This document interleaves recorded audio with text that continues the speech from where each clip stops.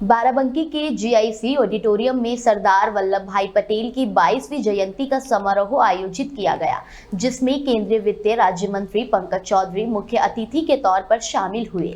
इस अवसर पर उन्होंने सरदार पटेल की तस्वीर पर माल्यार्पण किया और उन्हें नमन किया। पंकज चौधरी ने अपने संबोधन में सरदार पटेल के योगदान को याद करते हुए कहा कि देश की अन्य सरकारों ने सरदार पटेल के समर्पण को भुलवाने का काम किया, लेकिन प्रधानमंत्री नरेंद्र मोदी ने उन्हें सम्मान दिया और उनके दिखाए रास्ते पर चलकर उनके सपनों को साकार किया।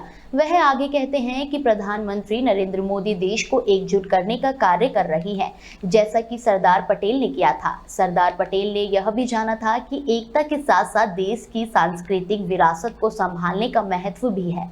उन्होंने सोमनाथ मंदिर का जीर्णोद्धार कराया था और प्रधानमंत्री मोदी भी उनकी प्रेरणा से देश भर के तीर्थ स्थलों का विकास कर रही है। बता दें, पंकज चौधरी ने यह भी कहा कि कुर्मी समाज के लोग सरदार पटेल के वंशज हैं और उन्हें गर्व है कि उनके समाज को इस महान नेता से प्रेरणा मिलती है। उनका मानना है कि अगर कुर्मी समाज को राजनीतिक तौर पर सशक्त नहीं किया गया तो वह हमेशा उपेक्षित रहेगा। इसलिए समाज के सभी लोगों को एकजुट होकर एक मंच पर आकर काम करने की आवश्यकता है। इसके अलावा पंकज चौधरी ने प्रधानमंत्री मोदी के सबका साथ, सबका विकास, सबका विश्वास और सबका प्रयास के मंत्र पर जोर दिया। उन्होंने बताया कि मोदी सरकार दलितों, पिछड़ों और अन्य सामाजिक वर्गों को भी सम्मान देने का काम कर रही है।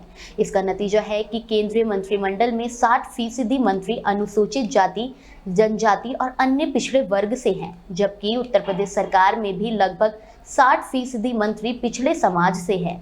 पंकज चौधरी ने यह भी याद दिलाया कि पंडित नेहरू और राजीव गांधी ने आरक्षण के विरोध में कदम उठाए थे, लेकिन 1990 में भाजपा की मदद से मंडल कमीशन लागू हो सका।